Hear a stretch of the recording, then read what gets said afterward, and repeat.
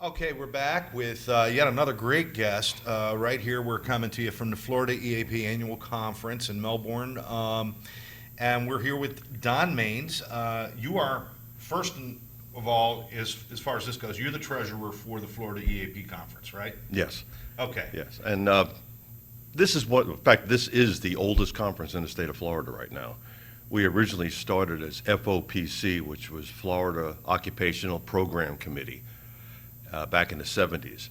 And then we developed and morphed into doing an EAP conference, and then we're called EAP Behavioral Health of Florida.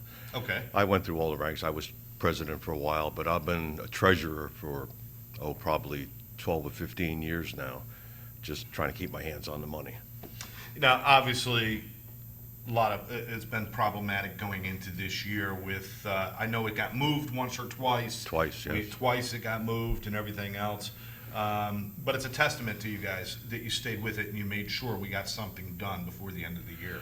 Well, we have one annual conference a year and 3 quarterlies. Normally, our annual conference is like the last week of April, around then. Right. And we keep it small. We could grow. One year, we did go up the street to the big Hilton, and we tried to have a big conference, but it lost the feeling.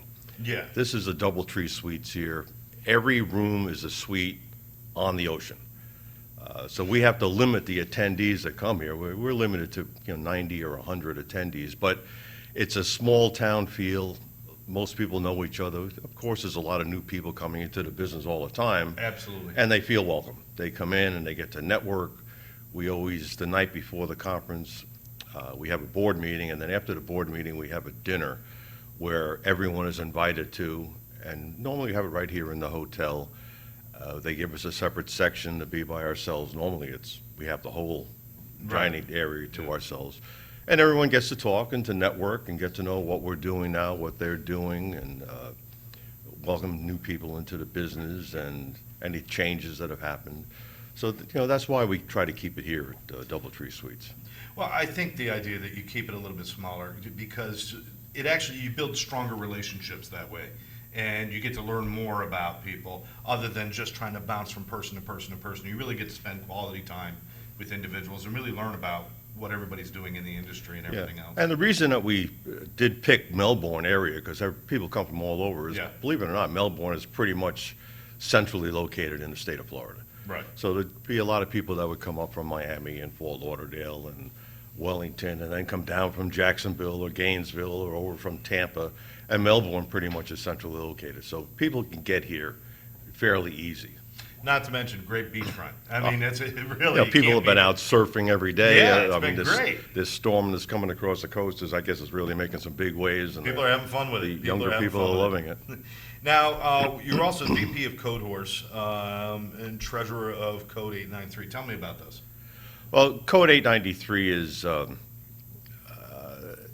the part of the coalitions that are in Broward County, Palm Beach County, Indian River County, and that's to get out education on substance abuse awareness, and trying to get programs into schools for the kids. Now, as far as Code Horse, I'm the vice president of Code Horse, and what we do with Code Horse is equine therapy for veterans and first responders. There's usually no cost to the veterans. We have all grants. We started a program for husbands and wives. Either both were veterans or one of them. And what we noticed, and what I noticed, was that there was a really high divorce rate, besides a very high suicide rate. And they didn't know why. But because of PTSD or PTSS and substance abuse issues, which no one with veterans was dealing with substance abuse issues. They all thought it was strictly the PTSD. Right. And when we started working on the substance abuse issues, either the husband or the wife, it would come out. And we have been doing weekend retreats where it's been all funded, no cost to the veteran. They get flown in. We try to keep it small, maybe 4 or 5 couples. We have a place in Umatilla, Florida, and it's a ranch setting on 60 acres.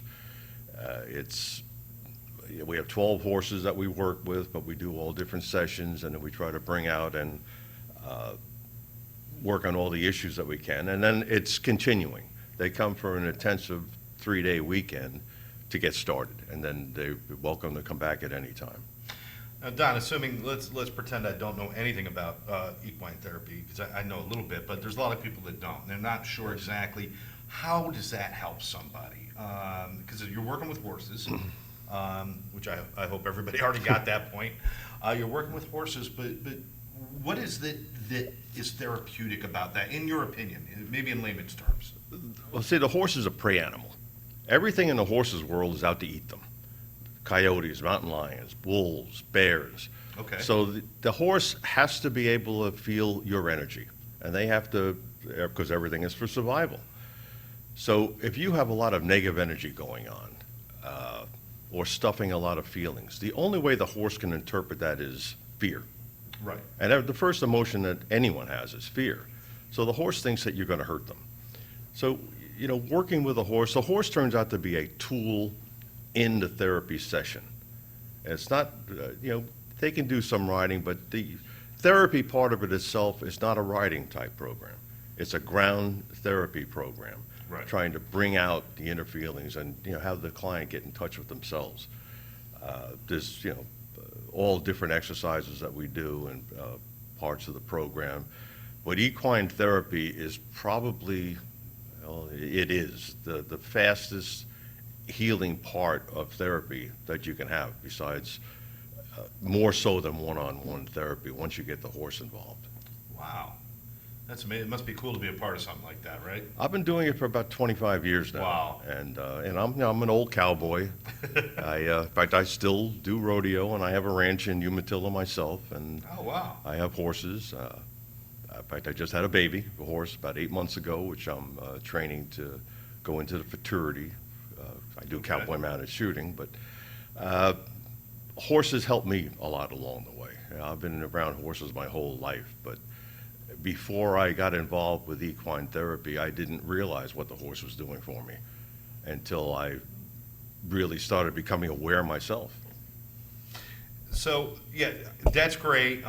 If somebody wants to get a hold of you or talk to you more about the equine therapy or some of the other projects you're involved in, how can they get a hold of you, Don? Actually, I don't mind giving out my cell number if someone wants to get a hold or of me or get involved with some veterans into the equine therapy. It's 954-309-6957. It's the same number I've had since the beginning of cell phones. So a lot of people have it already. But would be glad to, first responders or veterans, be glad to help in any way we can. Fantastic. And I think I speak for everybody who attended this year. Thank you for your efforts, knowing that it's been a monumental task to pull this off this year. And thank you. You did a great job with your presentation and getting people certified with. I'm losing it. Help me here. No, actually, I like to watch people struggle. No, with the intervention course. The intervention course, which yeah. I took myself about a year ago, and That's it's right. a great course, and so I'm certified myself. So I know how much that helped the people that took the course. And I thank you a lot for being here. Listen, absolutely our pleasure. Karen and I have been treated very well, and it's been a pleasure for us to be here. And again, thank you for all your efforts in putting this together. We can't wait to do it again next year. Oh, I can't wait to be able to be back here again and hope that all this madness is over with. We can only pray, my friend. Yes, All right, thanks, Don. thank you.